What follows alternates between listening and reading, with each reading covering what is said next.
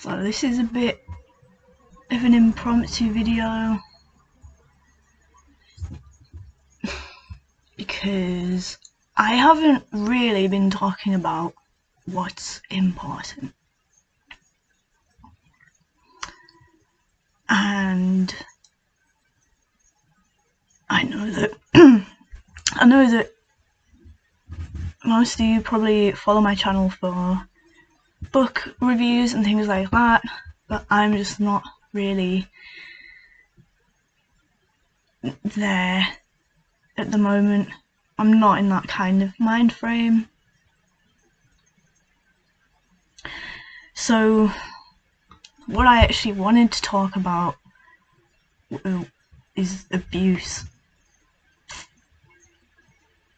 because it's something I've experienced a lot of, and I am only just kind of realizing the extent, because well, you know, that's the thing with trauma. You often don't even know at the time that it's traumatic. You have no idea. It's just a horrible thing.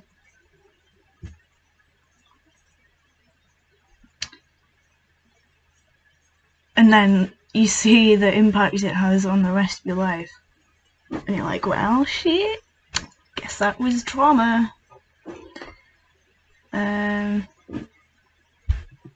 So that's fun. But yeah, let's go into it, shall we? Oh, I'm sure you all care deeply about this.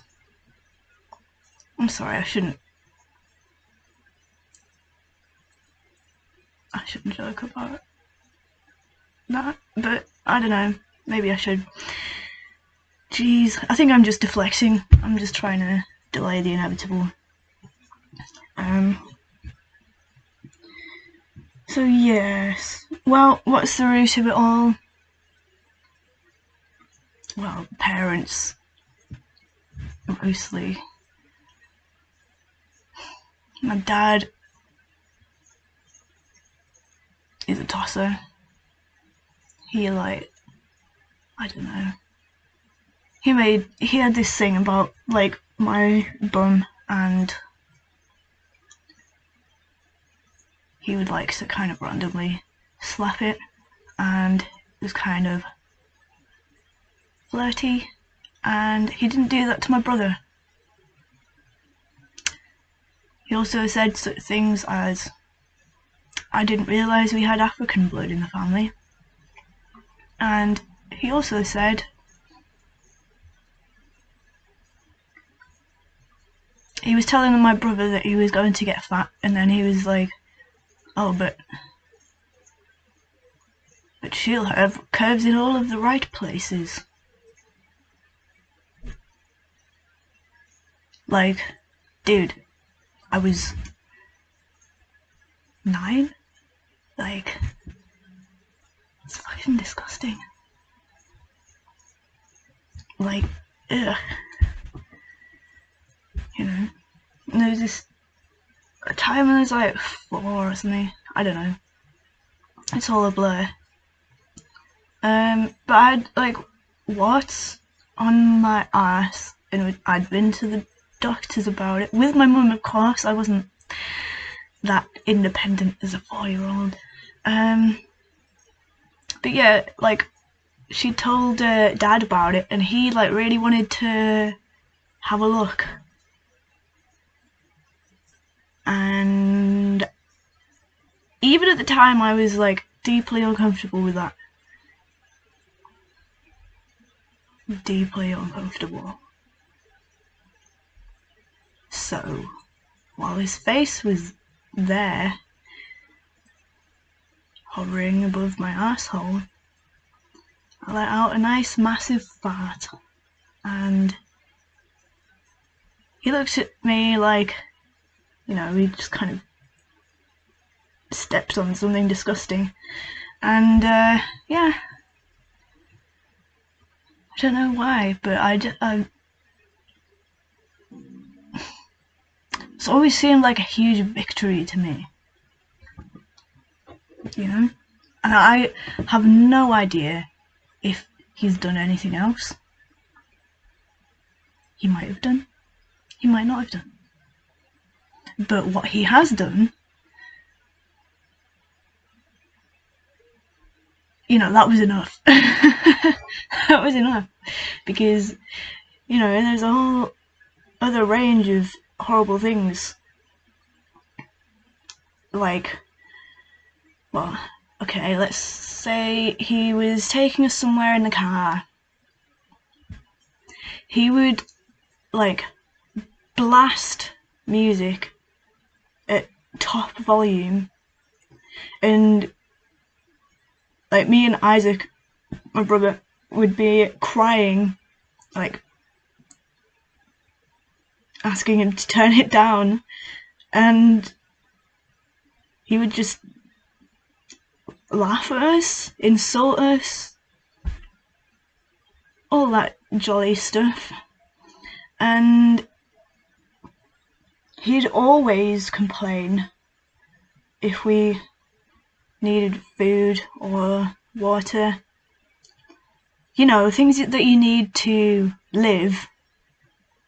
He would always complain about it. It's like, oh, you always need this, you always need that, you're selfish, you're a parasite, you blah blah blah. And he said that he didn't want kids, it was just mum was like determined to get pregnant. Because that's how that works. He's a fucking asshole. You know, I don't know if I need to go on. But he'd like publicly kind of humiliate us. All that good stuff. Oh yeah, in his house, you should see it. Well, maybe you shouldn't. Like, there are no carpets. And up the stairs, like, all of the wallpaper's been torn off. It's a complete mess. Which is nothing, you know, nothing against him. If, you know, it was depression or ADHD. It was just a horrible environment to be sort of stuck in, and he would just kind of go on his, whenever we were around there, he would just go on his computer and do nothing with us, and we would just kind of be left in this like bare house. And it's like, what's the point? Why are we here? And anytime we didn't want to go with him, he'd be like, oh, but I've come to see you, I don't hardly get to see you. And like, basically guilt trip us. Even though he made like no effort most of the time. God. But I don't talk to him anymore. Surprisingly enough, he's very homophobic, he's very transphobic, and he's a massive misogynist. And those alone are reasons not to talk to him. But he continues to send me abusive cards whenever he feels like it. Like, literally, like a birthday card or something. He prints out an insert. He types it all out. Glues it in.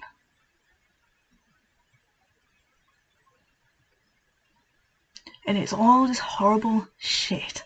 And I haven't read most of the other ones, the recent ones, but I have no interest in that. For my own fucking mental health. No. No way. So he can fuck right off.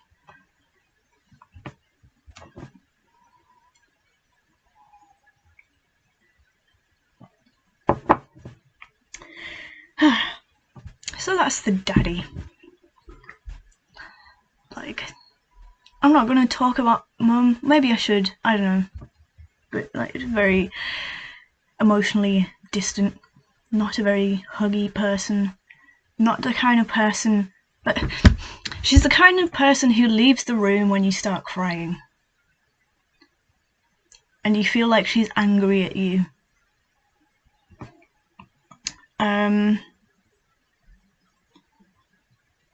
Yep.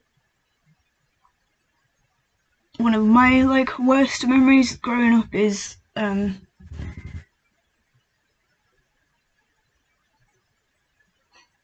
like I can't remember what it was about, but I felt awful, and I think mum did her typical thing of like storming off, and I started listening to Not Okay by MCR in like sort of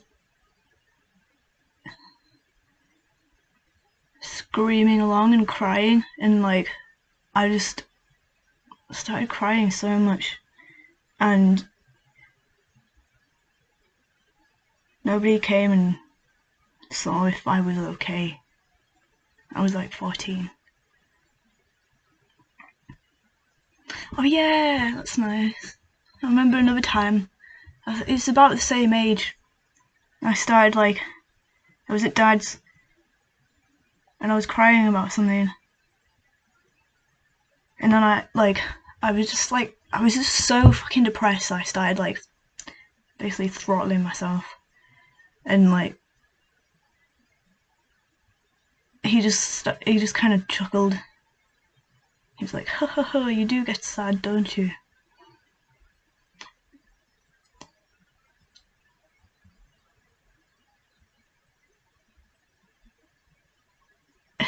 And he would make jokes about us being autistic. It's like, as if that's something to joke about and not think, oh, maybe I should get my child diagnosed and help them with life. No. Mm-mm-mm. His only advice was, don't end up like me. Very inspiring. Mm-hmm.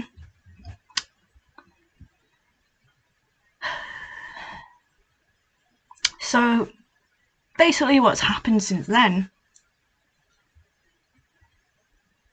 is I've managed to find men who are just like him.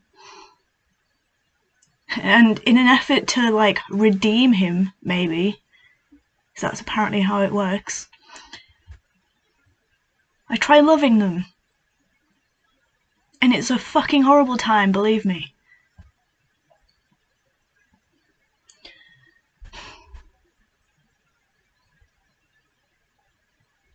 My first like long-term boyfriend was when I was 14 and he was 18. Now, I didn't think I was weird at the time, but other people did. And come to think of it, he did like try and pressure me into sex, and that led to a lot of issues, and he'd call me a tease and all of that.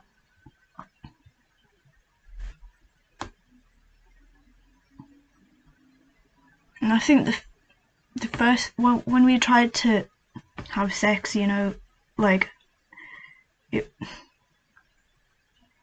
I didn't want to, I don't think. He just sort of like emotionally manipulated me into it. But then it like hurt too much and it wasn't happening anyway. But yeah, I don't know. I broke up with him eventually. It wasn't the worst, but it wasn't good either. It wasn't. Oh fuck. No, okay, yeah, no, yeah. He did actually like sexually assault me. we were at a festival, and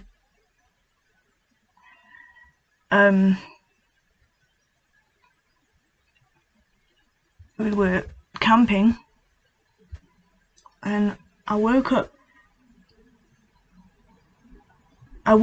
with his penis in my hand, and I was fucking disgusted and horrified, and he just found it really funny. I was so angry with him, but he made me feel like I was just being silly or something. No.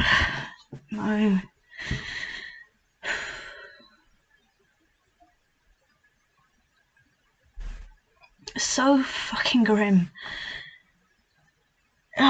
Anyway.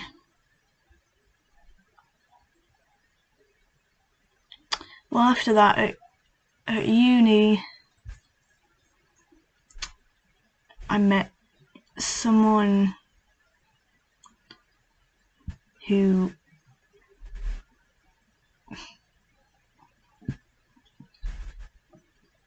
was like sort of a functional alcoholic. He certainly was at uni,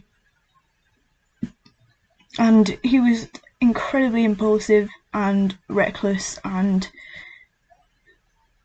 lacked empathy a lot of the time. He did some really horrible things.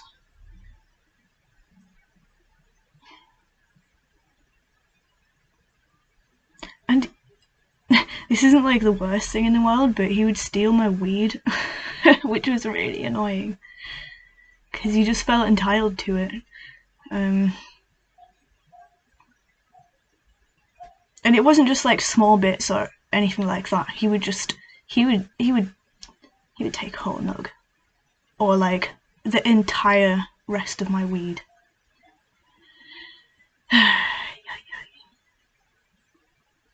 Like, I asked him for a pillow once, and he had like this huge internal conflict about giving me a pillow, because that means that I win. Like, that's how his mind works. Very strange. Like, this video is kind of getting long, but I feel like I need to put this story in here. So, okay, well, let's start on the Friday night. We get me and what to call him, Will, get drunk with. Oh god, I'm really bad at this fake name shit. Let's call him John.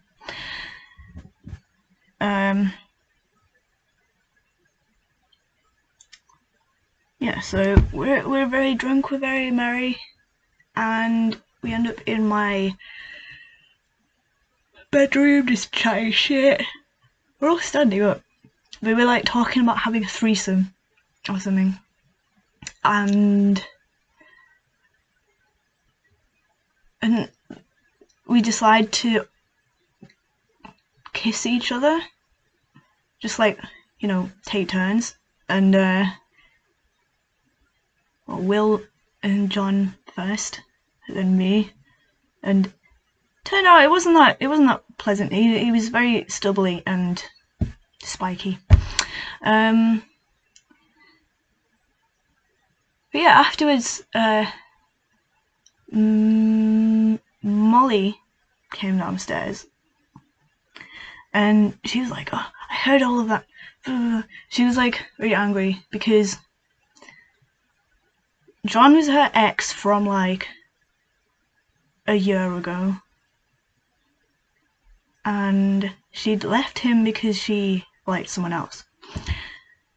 But she took offence to the fact that me and Wilson had kissed him. And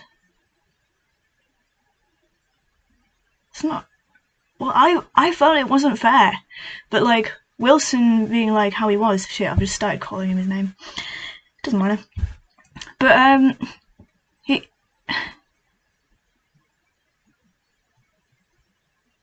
he like apologized straight away, or like messaged an apology in the morning or something. I'm not really sure. My phone was dead, so I couldn't. And then Maisie came in and was all like fawning over him and ignoring me. And I felt like I wasn't given an opportunity to apologize because Molly was fawning over Wilson so much. Like, it's just bizarre. And also I felt like we'd not done anything wrong, so... But I was also really scared of losing Molly as a friend. So it was just a really confusing time. And Molly continued to be, like, scandalized by it. Eventually, like... And I was, like... I kind of got myself into a real state. Like, I was feeling horrific.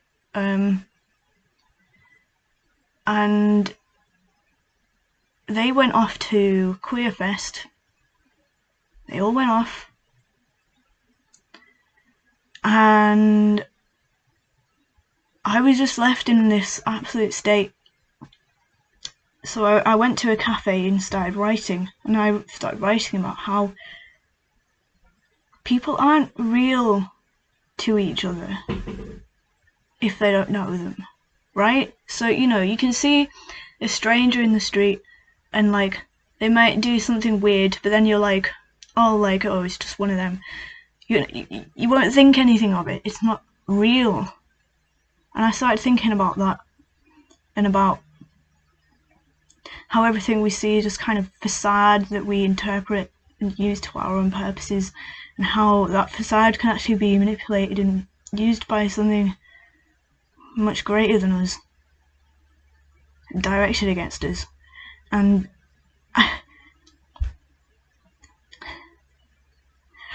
I saw this photo. There's this photo on the wall, this boy with his eyes blurred out, and I looked at that and I thought, they know.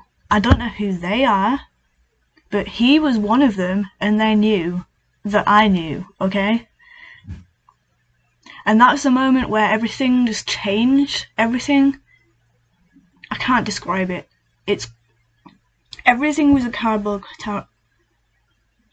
I felt the hollowness behind everything, and a sort of malevolent, omnipotent force residing in everything, controlling everything, and forcing me to behave in a certain way. That's what it was. And I called Wilson. He didn't really know, like, what to say. He thought I should go to Queer Fest. And he passed me on to Summer, and she kind of talked to me about stuff, and I was like, right, fuck it. I mean, it can't be any worse, can it? I'll go to fucking Queer Fest, a party, while I'm dissociating. Yay!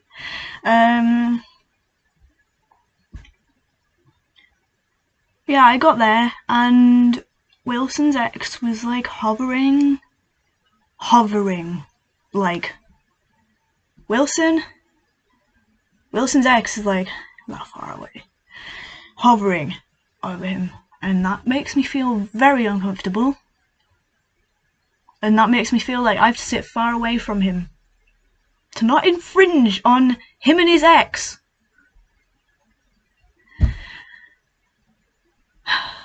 Obviously great for my mental health. And then what do I see? But I see a fucking hickey on Wilson's neck, and I'm like, excuse me? Like, what's that? How? And he he made out as if he didn't want it, or like he didn't have any choice in the matter. And correct me if I'm wrong, but I think a non-consensual hickey would be incredibly difficult to do. And come on, it's Wilson. He thinks everybody is in love with him. But eventually it turns into an argument, of course. And I'm just wanting him to act like he cares about me. And he says, I don't hate you, I just resent the idea of you.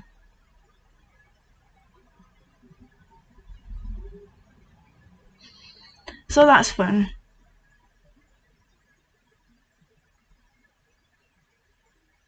I had flashbacks to that for God knows how long. 4 years? 3 years? I don't know. Oh. And believe me, it doesn't get any better, guys. Not yet.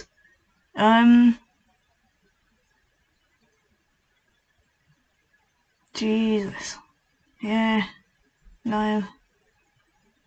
There's a guy who found my channel from the original 4chan thread, and he somehow found my Facebook. Now, I chose not to see that as weird because, you know, heck, it's 4chan, they just find shit, I guess. Like, but no. He was a pedo as well. He was like, well, I mean, he told me this like sob story about like, oh wow, I ran away with a 15-year-old girl and then got done for kidnapping. Oh, poor me. I thought she was 18. God, like, why? Why would I fall for that shit? Well, probably because of the drugs he was giving me. Oh yeah, also, he stuck his nose up my anus without asking. Now,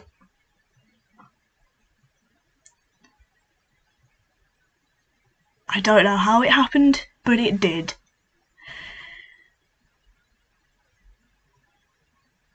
What a fucking gross and terrible human being. Also, one night, he was staying over at Oxford, and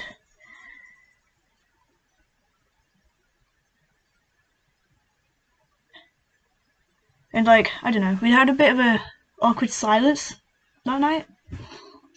I woke up in the morning and he was gone.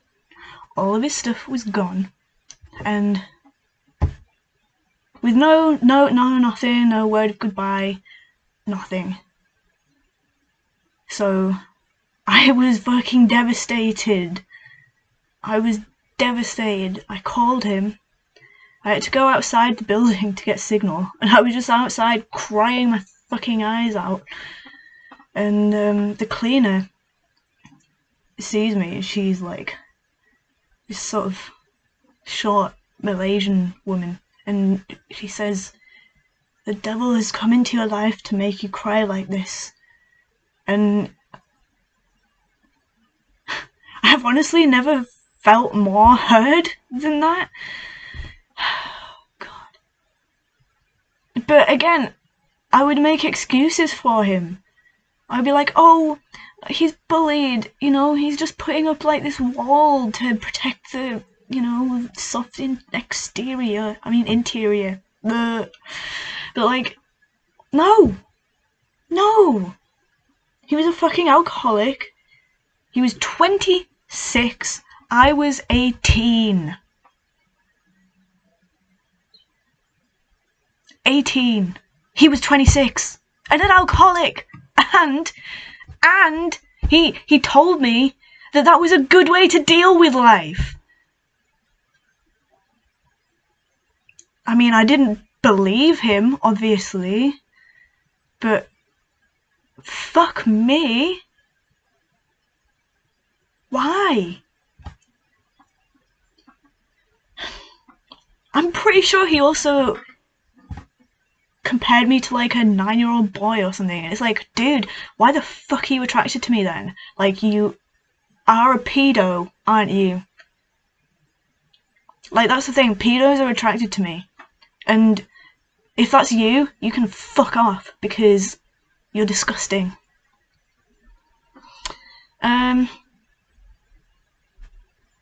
Great. Well, you know, this has gone on long enough.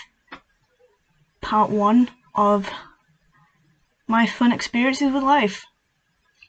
And I will return to you with part 2 at some point in the future. Yay!